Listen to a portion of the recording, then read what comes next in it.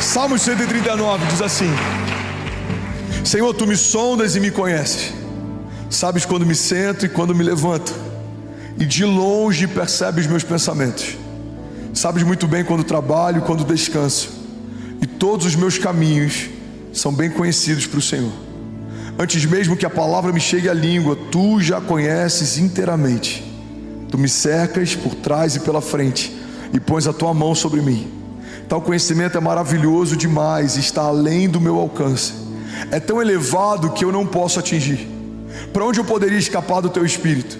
Para onde eu poderia fugir da tua presença? Se eu subir aos céus, lá estás. Se eu fizer a minha cama na sepultura, também lá estás. Se eu subir com as asas da alvorada e morar na extremidade do mar, mesmo ali a tua mão direita me guiará e me susterá. Mesmo que eu dissesse que as trevas me encobrirão e que a luz se tornará noite ao meu redor, verei que nem as trevas são escuras para ti. A noite brilhará como o dia, pois para ti as trevas são luz. Tu criaste o íntimo do meu ser e me teceste no ventre da minha mãe. Eu te louvo porque me fizeste de modo especial e admirável. As tuas obras são maravilhosas, disso eu tenho plena certeza. Os meus ossos não estavam escondidos de ti, quando em secreto fui formado e entretecido como nas profundezas da terra. Os teus olhos viram o meu embrião. Todos os dias determinados para mim foram escritos no teu livro, antes de qualquer um deles existir. Alguém pode dizer glória a Deus por isso? Esse último versículo, pode até deixar aqui na tela, por favor. Ele gera paz para muita gente, mas ele deixa muita gente em crise também. Quantas vezes eu já fui questionado sobre o livre-arbítrio, sobre essa relação entre o livre-arbítrio e a soberania de Deus. Como que Deus estabeleceu todas as coisas para mim e ainda assim eu tenho liberdade? Se tudo já está definido, tem pessoas que caem na graça justamente por ter um entendimento equivocado a respeito dela. Se tudo já está definido, eu posso ter a conduta que for, eu posso caminhar do jeito que for, e vai acontecer o que Deus já desenhou para que acontecesse. Mas o livre-arbítrio, ele funciona como alguém que embarcou num voo e tem um destino final determinado, mas a qualquer momento você pode pular pela porta de emergência e seguir um caminho paralelo. Se você estiver onde Deus te estabeleceu, se você fizer o que Deus te pediu para fazer, vai se cumprir o que Deus já desenhou a teu respeito. Mas temos liberdade de abortar os sonhos de Deus. Temos liberdade de não permanecer no lugar que o Senhor nos plantou. Temos liberdade de abrir mão das promessas de Deus. Se nós permanecermos no lugar que o Senhor nos plantou, vai acontecer aquilo que o Senhor já preparou para nós. Olha o que a palavra de Deus diz, Salmo 139:16: os teus olhos viram o meu embrião. Todos os dias determinados para mim foram escritos no teu livro, antes de qualquer um deles existir. É por isso que a igreja de Jesus não tem sentido caminhar de forma ansiosa.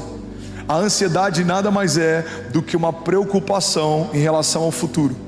Estamos tão preocupados em relação ao futuro que a gente começa a ficar ansioso no tempo presente. A ansiedade é uma expressão de dúvida, de inquietação, de insegurança.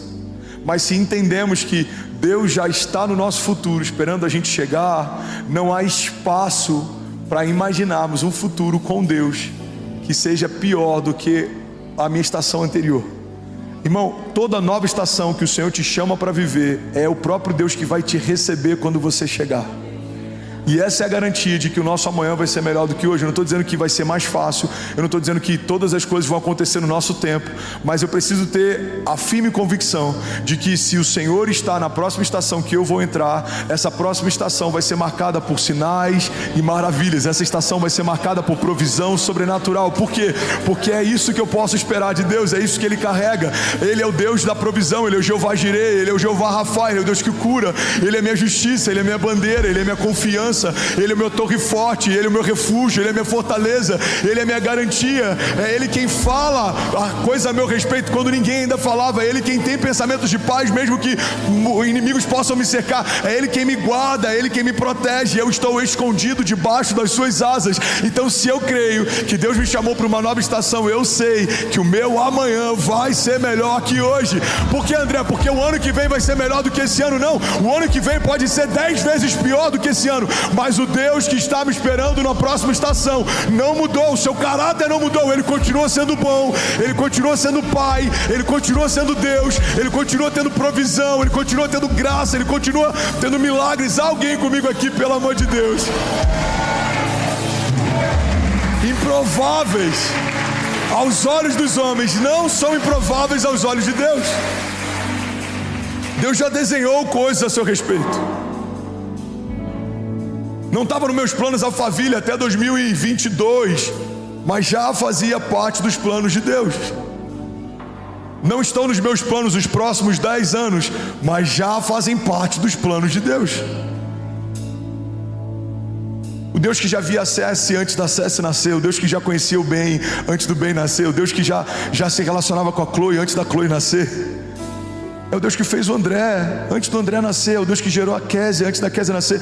Quando uma família se estabelece, é uma expressão de um projeto de Deus que já existia. Deus viu você, Deus vê você. Pega isso aqui, irmão, em nome de Jesus.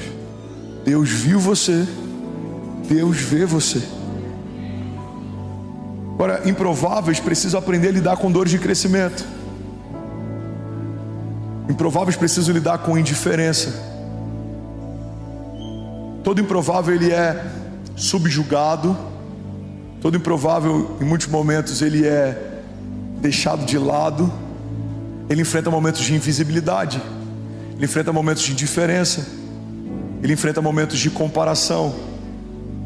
Só que se você pegar uma semente, você vai perceber que a estação mais poderosa que uma semente vive é uma estação de invisibilidade. Quando a gente planta uma semente na terra e a gente não consegue mais enxergá-la, é nesse lugar que uma explosão vai acontecer. Tudo que acontece com uma floresta, um dia passou por uma estação de invisibilidade, quando aquilo tudo era apenas uma semente.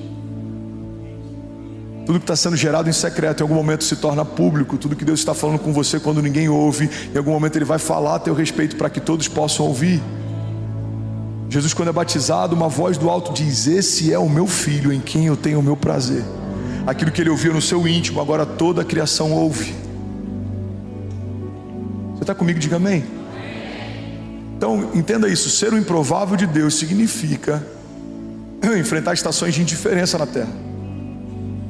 Os irmãos de José não achavam o máximo os sonhos de José. Os irmãos de Davi não acharam o máximo a unção de Davi. A família de Abraão não achou o máximo o chamado de Abraão. Se você é improvável, entenda, não são só flores. Existe uma graça sobrenatural sobre aqueles que decidem viver a vontade de Deus. Mas tudo se levanta para fazer você desistir daquilo que Deus chamou para viver. Enfrentaremos indiferença como Noé enfrentou. Uma das frases que eu mais amo: todos achavam Noé estúpido até as primeiras gotas de chuva caírem. Um homem louco construindo algo sem sentido, até que um dia aconteceu o que Deus disse que aconteceria. A gente vai ter que enfrentar indiferença como Noé, a gente vai ter que enfrentar injustiça como José, a gente vai ter que enfrentar levante como Davi. Em um momento Davi está tocando a harpa para que o rei durma, em outro momento ele está sendo perseguido pelo rei em meio a desertos. Improváveis não são livrados por Deus dos processos, mas são guardados por Deus no meio das batalhas. Deus não vai necessariamente te livrar de um deserto, mas Ele vai te livrar no deserto. Deus não vai necessariamente te livrar de uma tempestade, mas Ele vai te livrar na tempestade. Deus não vai necessariamente te livrar de um gigante, mas Ele vai te livrar na presença do gigante. Prováveis de Deus não são homens que são isentos das crises, dos processos. Não, pelo contrário. Deus sempre usa homens marcados para marcar. Deus sempre usa homens que foram feridos e sarados para sarar. Deus sempre usa homens que foram quebrados e restaurados para restaurar, porque as suas cicatrizes te dão a autoridade para ministrar sobre o outro.